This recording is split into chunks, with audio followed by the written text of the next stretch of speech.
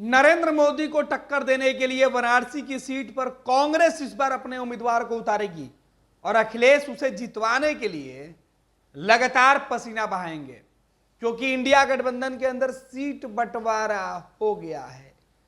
नीतीश कुमार जिस बात का डर इंडिया गठबंधन में दिखा रहे थे, वो डर अखिलेश यादव ने दूर कर दिया है। इधर तेजस्वी यादव स्टीयरिंग सीट पर बैठकर तस्वीरें खिंचवा रहे थे राहुल गांधी के साथ। उधर राहुल और अखिलेश ने मिलकर यूपी में बड़ा खेल कर दिया है। 80 लोकसभा वाले सीट पर कांग्रेस ने अपने सीटों का नाम फाइनल कर लिया है। समाजवादी पार्टी के साथ मिलकर कांग्रेस चुनाव लड़ेगी। 17 सीटों पर कांग्रेस और 63 सीटों पर समाजवादी पार्टी, और समाजवादी पार्टी के साथ गठबंधन करने वाली जो पार्टियां होंगी वो चुनाव लड़ेंगी। यह सबसे बड़ा ऐलान किया गया है। लेकिन इस ऐलान के साथ ही नीतीश कुमार को लेकर एक बड़ा सवाल है। दरअसल कुछ दिन पहले तक बिहार के मुख्यमंत्री नीतीश कुमार बनारस सीट पर दावा ठोक रहे थे।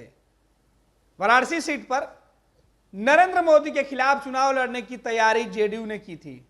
उत्तर प्रदेश के कई सीटों पर जेडीयू की यह उम्मीदें थी कि नीतीश कुमार जनसभा करेंगे। वाराणसी के अलावा फूलपुर और बिहार के अलावा झारखंड में भी नीतीश कुमार चुनाव की तैयारियों में जुटे हुए थे और बीजेपी के खिलाफ रैली करने वाले थे। अपनी पार्टी को राष्ट्रीय पार्टी बनाने के मुहिम में नीतीश कुमार जुटे हुए थे।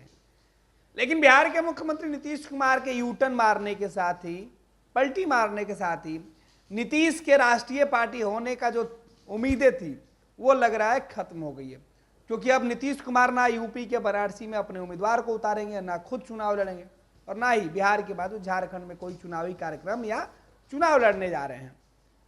तो नीतीश कुमार ने बिहार में मुख्यमंत्री के लिए जो देश भर में राष्ट्रीय पार्टी बनाने की बात कर रहे थे जेडीयू का, वो सपना शायद छोड़ चुके हैं। ये बार बार मैं शायद शब्द इसलिए लगा रहा हूं कि मुख्यमंत्री नीतीश कुमार की पार्टी जेडीयू, जिसके वो खुद राष्ट्रीय अध्यक्ष हैं, हर फैसले उन्हें ही लेना है, वो अब कोई फैसला लेते हुए दिखाई नहीं पड़ रहे हैं।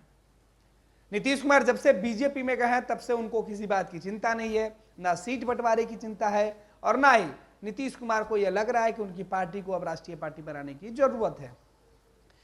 अब सवाल यह है कि क्या बिहार के मुख्यमंत्री नीतीश कुमार जिस बात की डिमांड करते हुए महागठबंधन से अलग हुए थे, उधर समाजवादी पार्टी और कांग्रेस ने इंडिया गठबंधन को बचाने के लिए, बचाए रखने के लिए और मिलकर चुनाव लड़ने के लिए सीटों पर समझौता कर लिया। समाजवादी पार्टी को बड़ी भूमिका वहां पर उत्तर प्रदेश के अंदर दी गई है। नीतीश कुमार भी वही बात कह रहे थे कि क्षेत्रीय दलों को उनके क्षेत्रों में, उनके राज्यों में बड़ा दल के तौर पर देखा जाए। बिहार से नीतीश कुमार ने जैसे ही यूटर्न मारा कि राहुल गांधी बिहार पहुंचे और तेजस्वी यादव को अपने साथ लेकर कई जिलों में घूमे, और इधर यूपी में जैसे ही राहुल गांधी पहुंचे, प्रियंका गांधी ने बड़ा खेल कर दिया। प्रियंका गांधी ने राहुल और अखिलेश की जो दोस्ती टूट रही थी, उस दोस्ती को मजबूत कर दिया और उत्तर प्रदेश के अंदर सीट बंटवारे के लिए एक ऐसा फॉर्मूला तय किया जिसे समाजवादी पार्टी भी मान गई और कांग्रेस भी इनकार नहीं कर पाई। लेकिन अब बड़ा सवाल है कि नीतीश कुमार आगे क्या करेंगे। क्या राष्ट्रीय पार्टी का दर्जा हासिल करने के लिए नीतीश कुमार लोकसभा का चुनाव देश भर में लड़ेंगे, या बीजेपी बिहार के अलावा इन्हें किसी और भी राज्य में चुनाव लड़ने के लिए साझेदार बनाएगी? अगर बीजेपी साझेदार नहीं बनाती है तो फिर नीतीश का विजन और उनके मिशन का क्या होगा? पैनोरमा ग्रुप, जो सोचता है वो करता है। ये लो, मुंह मीठा करो। आज मैंने अपना जॉब छोड़ दिया, अब हम पूर्णिया वापस जाएंगे। जॉब छोड़ दिया है? मतलब ये घर कैसे चलेगा? हम करेंगे क्या? और माँ बाबूजी क्या बोलेंगे? इसलिए मैं एक और मिठाई का डब्बा लाया। अपने बिजनेस के लिए लोन अप्रूव हो गया।